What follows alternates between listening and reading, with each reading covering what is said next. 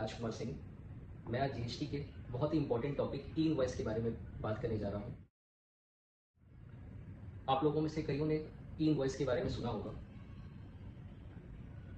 ये ई इनवॉइस उन्हीं tax payers के लिए एप्लीकेबल है जिनका टर्नओवर पिछले या फिर पिछले किसी भी फिनेंशियल ईयर में 5 करोड़ से ज़्यादा था।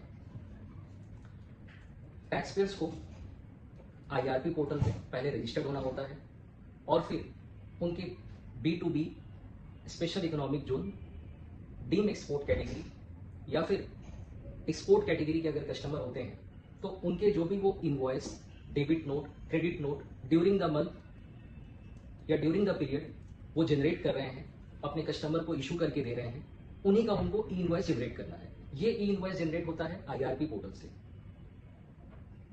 कई कस्टमर्स, कई टैक्स पेयर्स ई इनवॉइस अलग अलग सॉफ्टवेयर से जनरेट करते हैं। मोस्ट ऑफ ऑल लोग टैली, प्राइम या फिर अलग अलग बिलिंग सॉफ्टवेयर के जरिए ई इनवॉइस जनरेट करते हैं।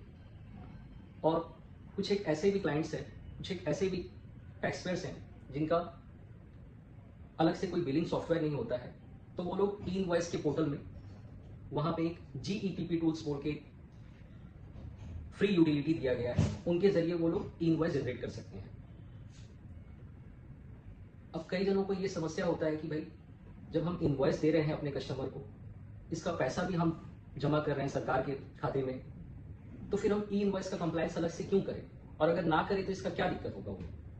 तो हम सबसे पहले आप लोगों को ये बता देते हैं कि अगर आप ई इनवॉइस जनरेट नहीं करते हैं तो इसके अगेंस्ट में एक बहुत बड़ा कंसिक्वेंसेस टैक्स पेयर्स को बियर करना पड़ेगा। जैसे कि अगर वो ई इनवॉइस जनरेट नहीं करते हैं तो मिनिमम पेनल्टी पर इनवॉइस पे 10,000 का होता है, जो कि maximum 100% of the tax amount तक जा सकता है। जितना भी टैक्स उसमें जुड़ा है उस इनवॉइस से संबंधित, उतना तक वो पेनल्टी इंक्रीज हो सकता है। कई लोग डेटा प्रॉपर मेंटेन नहीं करते हैं।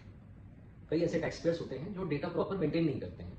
ई इनवॉइस में कुछ अमाउंट रिपोर्ट कर रहे हैं और अपने बुक्स ऑफ अकाउंट्स और जीएसटी रिटर्न में कुछ अलग अमाउंट रिपोर्ट कर रहे हैं, तो उनके लिए भी ये बात दिक्कत वाला है। क्योंकि ई इनवॉइस में जो अमाउंट्स जाता है और अगर वो टैक्स पेयर्स के बुक्स ऑफ अकाउंट्स या रिटर्न से अगर मैच नहीं करता है तो यहाँ पे भी पेनल्टी इंपोज कर सकता है डिपार्टमेंट।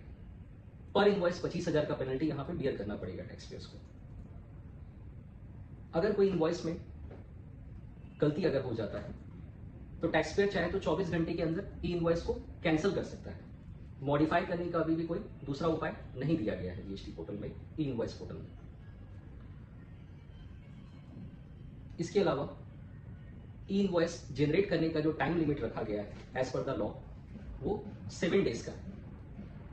जिस भी टैक्स पेयर का टर्नओवर पिछले साल या अभी तक 100 करोड़ क्रॉस नहीं किया है, उनके लिए 7 दिन का ये टाइम लिमिट रखा गया है। 7 दिन के अंदर अंदर उनको ई इनवॉइस जनरेट करना मैंडेटरी है from the date of document. वो डॉक्यूमेंट इनवॉइस डेट भी हो सकता है, credit note, debit note date भी हो सकता है, बट ये जो 7 डेज का टाइम लिमिट रखा गया है ये ओनली फॉर इनवॉइस के लिए रखा गया है।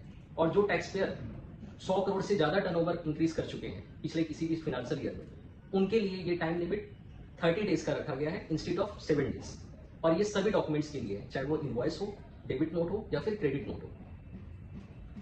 मैं उम्मीद करता हूं हमारे इस वीडियो से आप लोगों को कई सारे डिटेल्स प्रोवाइड हुए हैं जो आप लोगों के लिए अच्छे हैं।